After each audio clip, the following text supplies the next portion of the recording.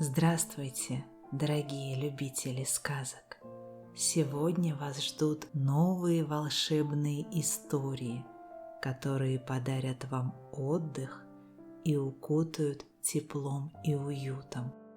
Если вам нравятся мои сказки, не забудьте поставить лайк и подписаться, чтобы не пропустить новые видео. А теперь расслабьтесь, устройтесь поудобнее и приготовьтесь к волшебному путешествию. Сказка начинается прямо сейчас. Сказка о Нанси и волшебный фонтан. Жила-была маленькая девочка. Звали ее Ананси. Когда она была совсем маленькой, умерла ее мать, и бедную Ананси воспитывала мачеха. Мачеха была очень злая, часто била Ананси и посылала на самую тяжелую работу. Ананси была добрая, работящая, а ласковая, как ягненок. Но угодить мачехе ей никогда не удавалось. Поэтому нередко люди видели в ее глазах слезы. Иногда, когда мачеха еще спала, Ананси украдкой убегала из дому к фонтану, у подножия которого она усаживалась, чтобы послушать шум падающей воды. Сюда приходили по воду женщины с кувшинами. Они жалели сироту Ананси, угощали ее кусочками сладкой лепешки, а иногда и целым бананом. Шли годы. Маленькая Ананси стала уже большой, но жизнь ее ничуть не изменилась. Ананси была худенькая, а в своих лохмотьях она выглядела совсем как нищенка. А надо вам сказать, мои дорогие, что у мачехи Ананси была дочка Мирота, избалованная, изнеженная белоручка, не знавшая никакого труда, со щечками, как персики, и глазами черными, как ночь. Красавица Мирота была злая и лживая. Она гордилась своей красотой, как павлин, и была ленива, как кошка. Ананси приходилось прислуживать своей сводной сестре, одевать ее, причесывать, украшать лентами, цветами, перьями. А Мирота за это нередко награждала ее пинками, высмеивала ее, то и дело дергала за волосы и жаловалась на нее своей матери. Однажды мачеха говорит, как обычно, Ананси: «Принеси дров, разведи огонь и приготовь завтрак, да побыстрей». Старалась Ананси изо всех сил, и дров нарубила, и печь растопила, и в один миг завтрак приготовила. А Мирота тем временем полеживает в своей кровати до полудня, велит в постель все подавать ей, сладостями объедается, а потом еще как набросится на Ананси. «Чего это ты сегодня так копаешься? А ну-ка, поскорее гребни и ленты подавай и сделай мне красивую прическу. Я на танцы сегодня иду». Ананси расчесала густые волосы Мироты, украсила ее лентами и цветами. Мирота причесанная, благоухающая, наряженная, как цветущая роза, выпорхнула из дому, вместе с другими девушками прогуливается, весело смеется и песни напевает. А бедная Ананси, вся в синяках, стоит у горячей плиты и обед готовит. Мачеха после обеда говорит Ананси: «А ну-ка, пойди к фонтану под пальмой, да вычисти дочисто все кастрюли и ложки». Пошла Ананси к фонтану, уселась на каменной ограде и начала чистить песком кастрюли и ложки, роняя на них горькие слезы. Вдруг одна ложка выскочила из ее рук и упала в воду. Смотрит Ананси в фонтан, нагнувшись над бассейном, но ложки на дне его разглядеть не может. Лишь солнечные блики танцуют на поверхности воды, лишь тень пальмы отражается в ней. Вдруг Ананси показалось, что на самом дне бассейна что-то засеребрилось. Она еще ниже нагнулась, и перед ее глазами в воде предстали 3 чудесные зеленые маленькие девочки. Не веря собственным глазам, она смотрела, как они плыли, держа в своих ручках серебряные ложки, и, улыбаясь Ананси, манили ее к себе. Не задумываясь, Ананси прыгнула в холодную воду и нырнула на самое дно. Засверкало что-то, забурлило, заплескалось в фонтане, а Ананси в зеленой воде изо всех сил бросилась догонять 3 девочек. Они смеялись, весело танцевали, играли с рыбками, а потом, наконец, отдали Ананси 3 серебряные ложки.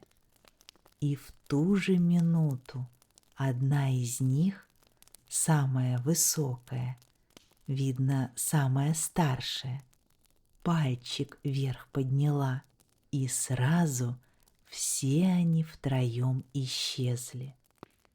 Ананси выплыла на поверхность воды с 3 серебряными ложками в руках. Смотрит вокруг, никого нет. Фонтан тихо журчит, солнце ярко светит, а в воде лишь тени от пальм качаются. Вернулась Ананси домой, обрадованная, счастливая. Кастрюльки, вычищенные до блеска, в кухне расставила, и 3 серебряные ложки мачехе отдает. Удивляется мачеха, ложки на руке взвешивает. Сразу видно, из чистого серебра сделаны, тяжелые. Покачала она недовольно головой и хмуро поглядела на Ананси. говори, откуда ты это взяла? Может быть, кто-нибудь у фонтана оставил, а ты украла?» Ананси рассказала, как 3 девочки, живущие на дне фонтана, подарили ей эти 3 ложки. Мачеха не поверила и закричала на падчерицу, но в эту минуту ей Мирота что-то на ухо прошептала. Послушала мачеха, головой покивала, а потом и говорит Ананси: «Если все было так, как ты говоришь, то завтра же принеси мне 3 золотые ложки, иначе я тебя из дому выгоню». Назавтра Ананси снова пошла к источнику, уселась у его края, всматривается в зеленую воду, и горькие слезы льются из ее глаз. Вдруг засверкало что-то в фонтане, забурлило, заплескалось. Смотрит Ананси, а перед ней те же 3 девочки в зеленой воде плавают, на дне по золотому песку танцуют, а в ручках держат золотые ложки. Прыгнула Ананси в глубину бассейна, на самое дно его нырнула. Там девочки ее окружили, смеются и пляшут вокруг нее. Потом самая старшая 3 золотые ложки ей подает и вверх пальчик поднимает. И снова все, как вчера, повторилось. Девочки вдруг исчезли, а Ананси какая-то сила из воды на поверхность вытолкнула. И она опять, как и в первый раз, наверх выплыла. Домой она вернулась обрадованная, счастливая, и отдала 3 золотые ложки мачехе. При виде золота у той глаза от жадности чуть не выскочили. Вырвала она ложки из рук Ананси, взвесила их на руке, рассмотрела и поскорей на дно сундука спрятала. Мирота, увидев золотые ложки у Ананси, даже позеленела от злости. И снова матери что-то на ухо зашептала. Мачеха слушала, слушала, головой кивала, а потом и говорит Ананси, грозя ей пальцем: «Завтра же пойдешь к фонтану и принесешь мне алмазное ожерелье для Мироты, иначе я выгоню тебя из дому». На следующее утро ни свет ни заря снова пошла Ананси к фонтану, уселась и, проливая горькие слезы, смотрит в воду.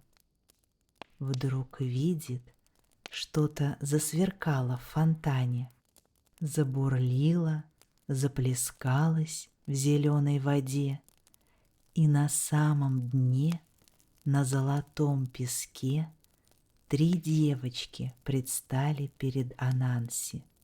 Те самые, что вчера, а каждая из них в своей ручке по алмазному ожерелью держит.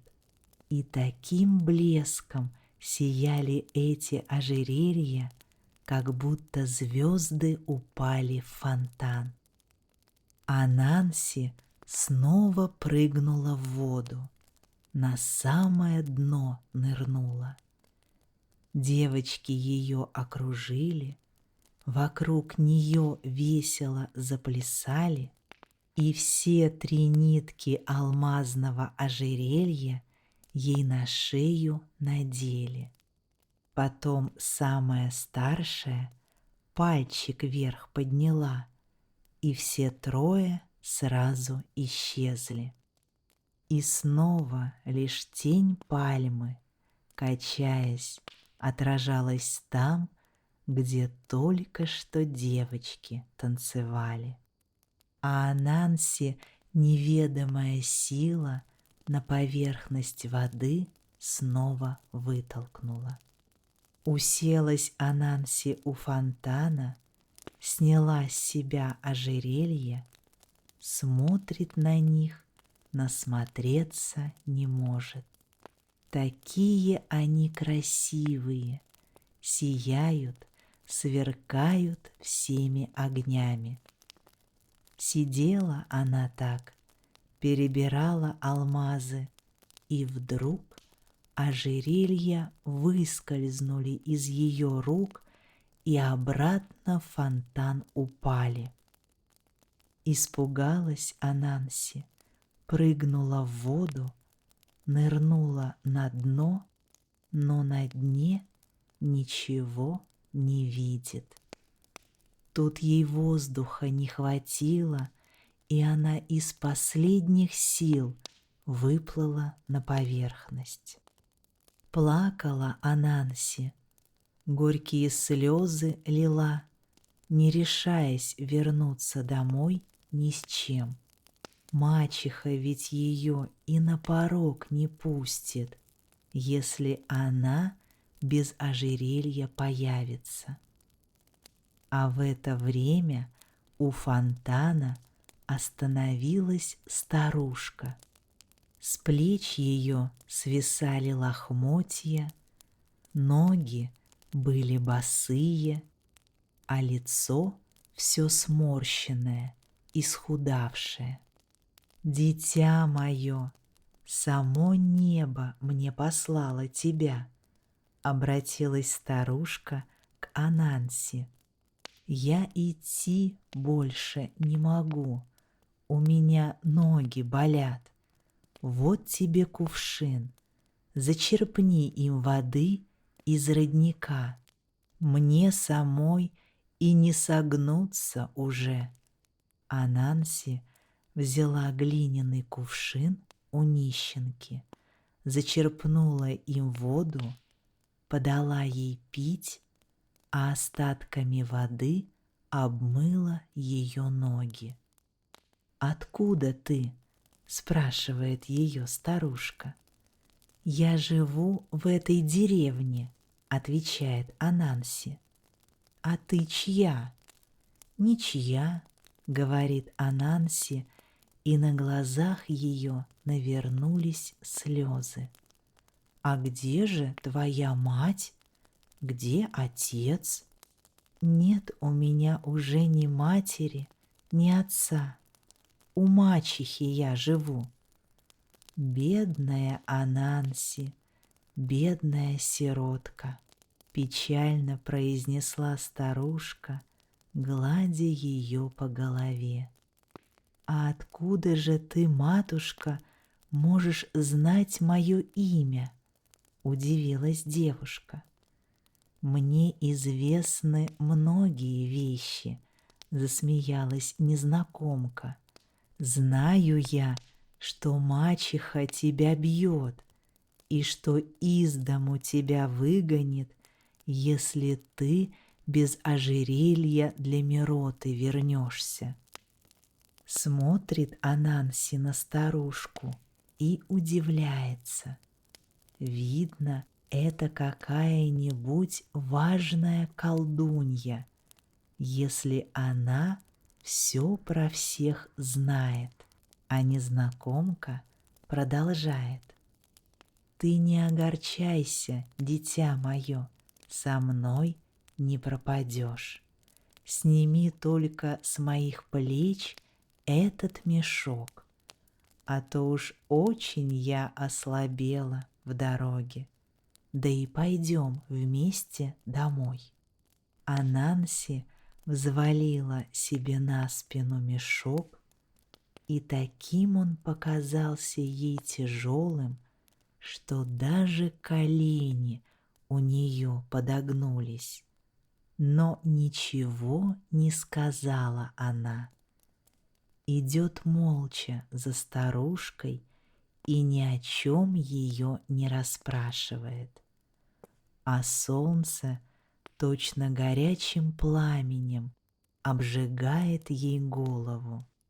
У Ананси и сил уже нет двигаться, так она устала. Но загадочная старушка на палочку опирается и все вперед да вперед шагает. Солнце уже скрылось за горами, и над миром воцарилась ночь. С гор повеяло ветром, внизу море зашумело, загудело. Морские волны с грохотом бьются о берег, а старушка с Ананси все шагают и шагают вперед. Была уже глубокая ночь, когда они, наконец, остановились у маленького домика, скрытого в фиговой роще. Снизу доносилось тихое журчание ручейка. На небо выплыла луна, и в блеске ее света Ананси разглядела веера пальмовых листьев, мирно покачивающиеся над крышей домика. Смотрит Ананси, перегнувшись через низенькую каменную ограду, и глазам своим не верит. У подножия этой пальмы тот самый родничок с фонтаном, что бьет в их деревне, тот самый, из которого она ежедневно воду набирала, тот самый, в глубине которого 3 девочки живут. Оглянулась по сторонам и видит, что и вокруг фонтана все такое же, как в их деревне.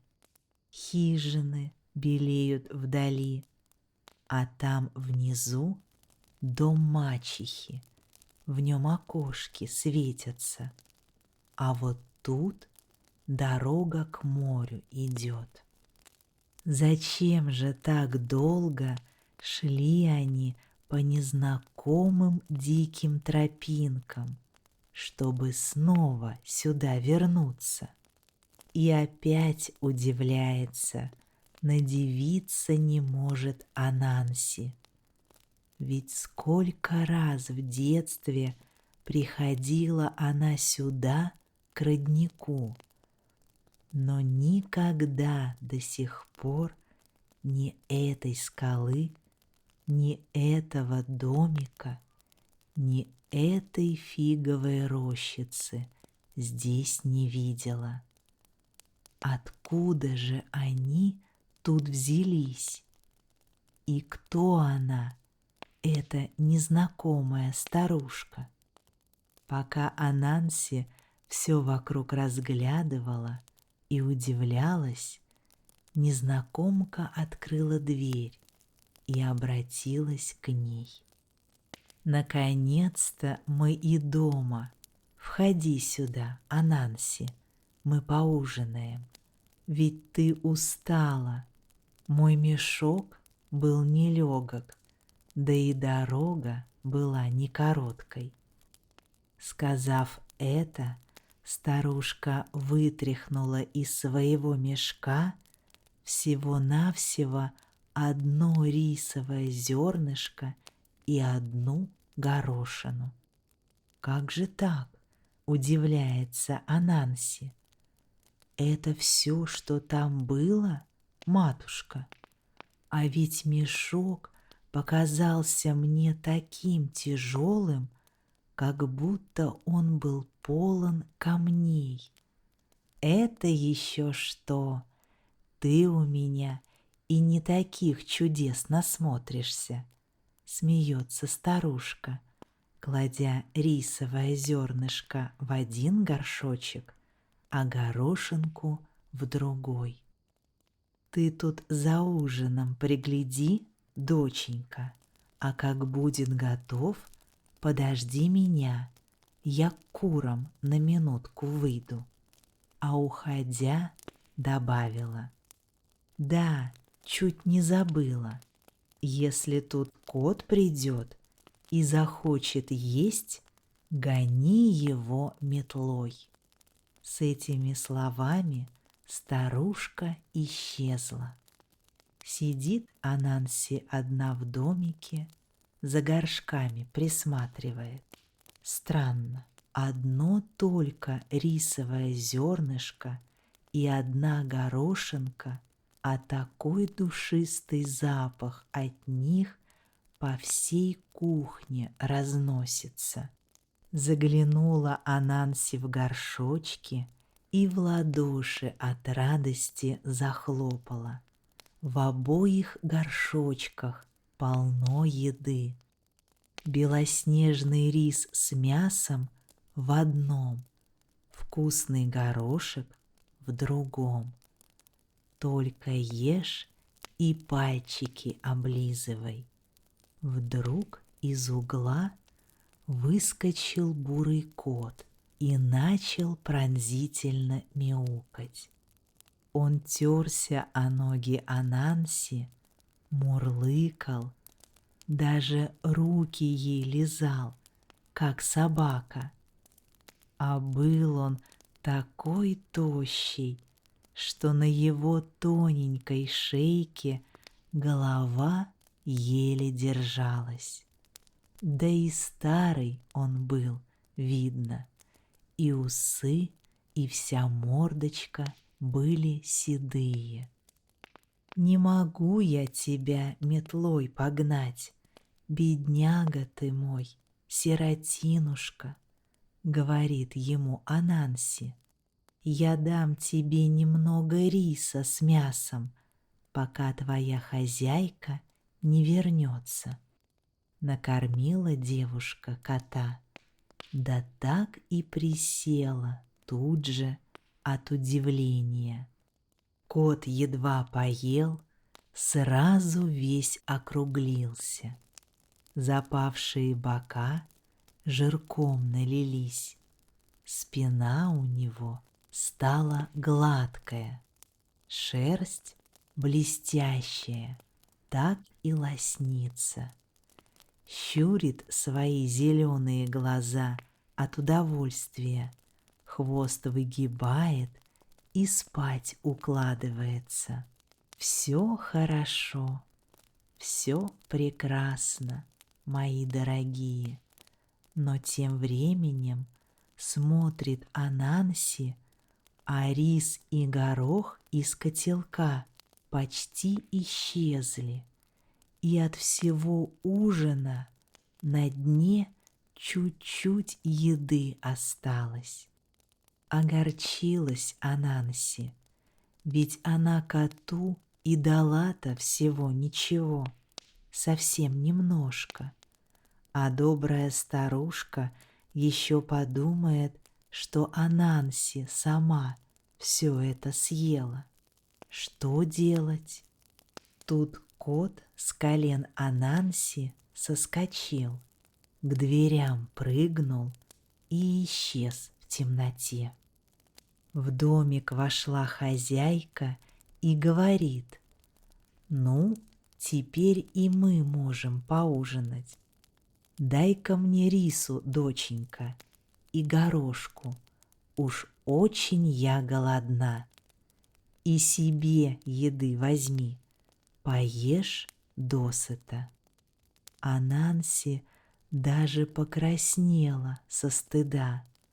Со страхом остатки еды из котелка выскребла, а себе совсем ничего не оставила. «Что же ты мне ужина пожалела?» — смеется старушка. «Дай побольше. Сегодня я проголодалась на славу». «И себе ты почему ничего не взяла?» «Я уже поела, матушка», — прошептала тихонько Ананси. «Это все, что осталось». «Что ж ты не подождала меня? Сама все съела». Ананси покраснела, глаза отвела, но промолчала, не сказала ни слова. Рассмеялась старушка добродушно, по волосам Ананси погладила и говорит: «Да уж ладно, я все знаю. Меня-то уж ты не обманешь, Ананси. Но зато теперь я знаю, какая ты характером. Я ведь нарочно вышла и в кота превратилась, чтобы тебя испытать. Жалишься ли ты над бедным существом или нет?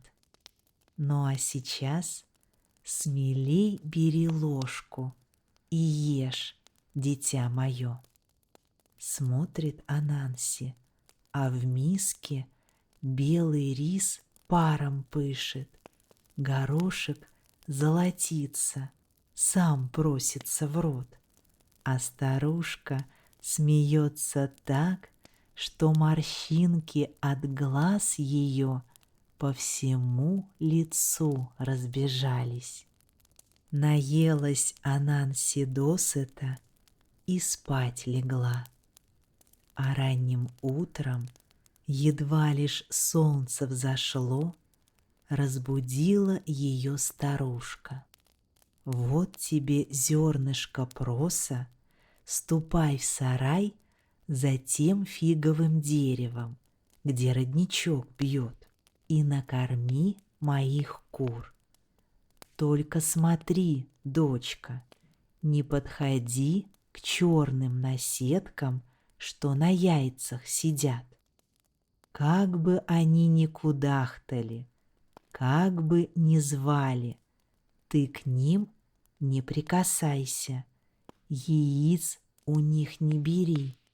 Ступай к 3 наседкам, которые на тебя начнут крыльями махать, перьями трясти и кричать. К ним-то ты и подойди, да не бойся, возьми у каждой по одному яйцу. Только смотри, черных яиц не трогай, бери лишь голубые, и, не оборачиваясь, возвращайся ко мне сюда». Ананси взяла зернышко проса и пошла в курятник. Сыпала, сыпала целыми горстями, а проса в ее руках все не убывало. Куры сбежались, клюют, кудахчут, друг у друга зернышки вырывают. Лишь наседки, что в гнездах яйца высиживают, не слетелись к ней. Подошла к ним Ананси с кормом. Но как только черные куры увидели ее, так и всполошились, зовут ее к себе. Ананси, помня слова хозяйки, в их сторону даже не посмотрела, а в углу 3 курочки сидят, перепуганные, нахохлившиеся, крыльями бьют, глаза со страху закрыли и изо всех сил кричат. Девушка насыпала им зерна, но курочки к просу и не притронулись, только еще больше сердятся, нахохлились сердито кудахчут, своими желтыми глазками зло посматривают. А Нанси их по белым перышкам погладила, зернышек им подсыпала и говорит им миролюбиво: «Вы не бойтесь меня, дорогие, я вас не обижу. Смотрите, я зернышек вам принесла вкусных, ешьте». Успокоились тогда курочки, из рук Ананси клюют, дружелюбней поглядывают. Взяла девушка у каждой из них по одному яйцу голубому, а к черным и не прикоснулась. Поспешила Ананси в дом, бежит без оглядки. Тут старушка ей говорит: «Пришло твое время, доченька, идти за своей судьбой. Ступай к фонтану, что там внизу журчит, побрызгай яйца родниковой водой, а потом выйди на дорогу, что ведет на поля ананасов. На первом повороте брось одно яйцо и поскорей беги дальше. Второе яйцо брось на втором перепутье и опять беги. А третье бросишь там, где дорога в гору пойдет». Попрощалась Ананси с доброй старушкой, обняла ее, за гостеприимство поблагодарила. Пошла к роднику, что внизу шумел. Голубые яйца родниковой водой побрызгала. Потом вышла на дорогу, ведущую к полям ананасов. На первом повороте Ананси бросила первое яйцо. Оно не разбилось, а превратилось в серебряное зеркальце. Взглянула Ананси в зеркальце и увидела в нем вместо бедной худой девушки в лохмотьях совсем другую Ананси, красивую, с глазами блестящими, как звезды, с красным цветком в волосах и в платье сказочной принцессы. Идет Ананси дальше. На втором перекрестке второе яйцо бросает. Что за чудо! Вдруг перед ней стоит карета, 4 белоснежными конями запряженная, вся в золоте и бархате. И кучер на козлах сидит, хлыстом постукивает. Увидел он Ананси, с козел соскочил, перед ней низко склонился, шляпой своей размахивает, до дверцы кареты перед ней открывает. Садится Ананси в карету, обитую бархатом, а там ее девушка-служанка встречает и подает шкатулку, всю драгоценными камнями выложенную. Ананси поскорей ее открыла, заглянула в нее, видит 3 алмазных ожерелья лежат, те самые, которые ей девочки на дне фонтана подарили. Сидит Ананси в карете, ожерельями своими никак не налюбуется, а тут уже и 3-й поворот на дороге, там, где тропинка в гору идет. кинула девушка из окна кареты третье яйцо. В ту же минуту увидела она чудесный замок в зеленом парке. Вышла Ананси из кареты и пошла к воротам замка. А из ворот ей навстречу молодой прекрасный принц. Взял он ее за руку и повел в свой замок. Так Ананси стала принцессой и зажила счастливо в царском замке.